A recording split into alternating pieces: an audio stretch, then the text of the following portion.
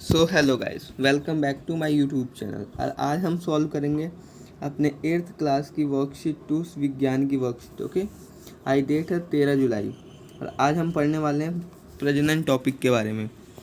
आपको याद होगा कि प्रजनन टॉपिक वो है, प्रजनन उसे कहते हैं जैसे कि हमारे माता पिता संतान को जन्म देते हैं, उसे क्या कहते हैं?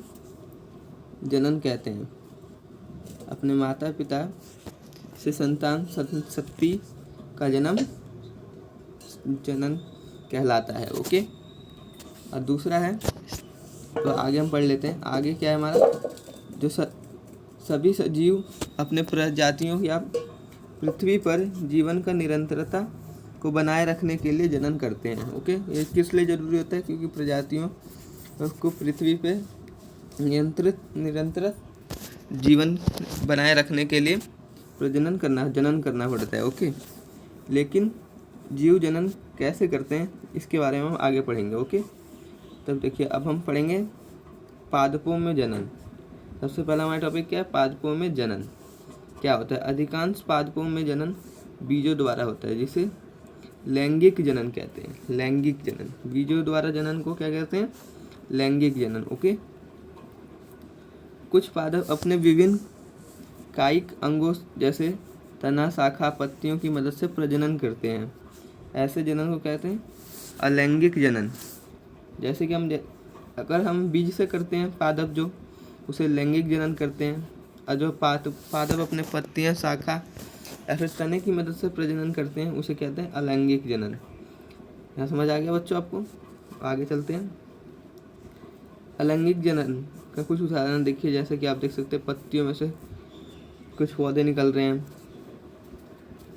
यहाँ पे आलू में से भी कुछ पौधे निकल रहे हैं, यहाँ पे गमले में से निकल रहे हैं। ओके, ये बीजों। आगे हम पढ़ेंगे, हमारा नेक्स्ट टॉपिक है जंतुओं में जनन। जंतुओं में जनन कैसे होता है? सभी जीव जनन के लिए अंडा देते हैं।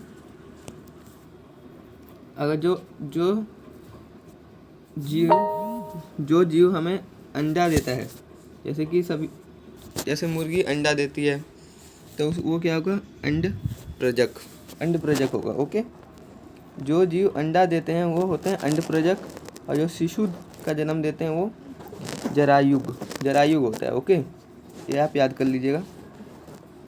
फॉर एग्जाम्पल देख लीजिए, जैसे कि बंदर है, बंदर बच्चे को जन्म देता है, मनुष्य बच्चे को जन्म देता है, बत्तख अंडे देते हैं। ओके, अब हम इसके कुछ क्वेश्चन आंसर कर लेते हैं।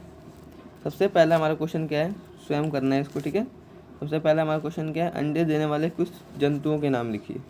तो अंडे देने वाले क्या होते हैं? मुर्गी, पहली मुर्गी होगी, फिर बत्तख,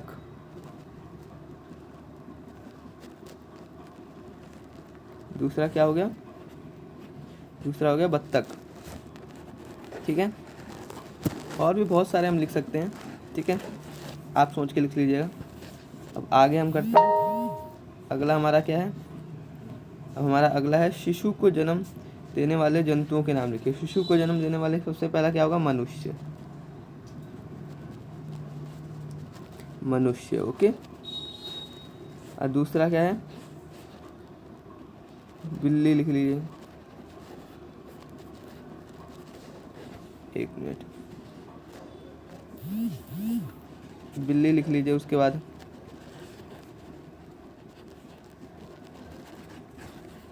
लिख लीजिए कुत्ता। ऐसे बहुत सारे आप लिख सकते हैं। जैसे हो गया ये बंदर, ये भी एक बच्चे को जन्म देता है। ओके, ये सब आप लिख सकते हैं। अब अगला हमारा क्वेश्चन क्या है कि जनन किसे कहते हैं और ये क्यों आवश्यक है? तो इस क्वेश्चन का आंसर हमें ऊपर दे रखा है। देखिए, जनन किसे कहते हैं? तो यह है माता पिता से संतान का जनन कहलाता है। ओके, हम यहाँ से लिखेंगे और कहाँ तक लेंगे? सभी जीव अपने प्रजातियों या पृथ्वी को जीवन को निरंतरता को बनाए रखने के लिए जनन करते हैं। ये किस लिए आवश्यक है? क्योंकि पृथ्वी की निरंतरता बनाए रखने के लिए। तो अब हम यहाँ से करेंगे कहाँ तक? यहाँ तक। ओके, आ गया। यहाँ से हम करेंगे यहाँ तक। ये हो गया आंसर हमारा थर्ड। तो आई होप आपको ये वर्कशीट अच्छे से समझ आ गई हो। अगर इसमें कोई भी दिक्कत हो आपको तो मुझे कमेंट सेक्शन में कमेंट करके बताएं। अगर वीडियो अच्छी लगी हो तो हमारे चैनल को सब्सक्राइब करें और इस वीडियो को लाइक करें और अपने दोस्तों के पास ज़्यादा से ज़्यादा शेयर करें। तो चलिए मिलते हैं अपने नेक्स्ट वीडियो में। तब तक के लिए good bye, tata, see you.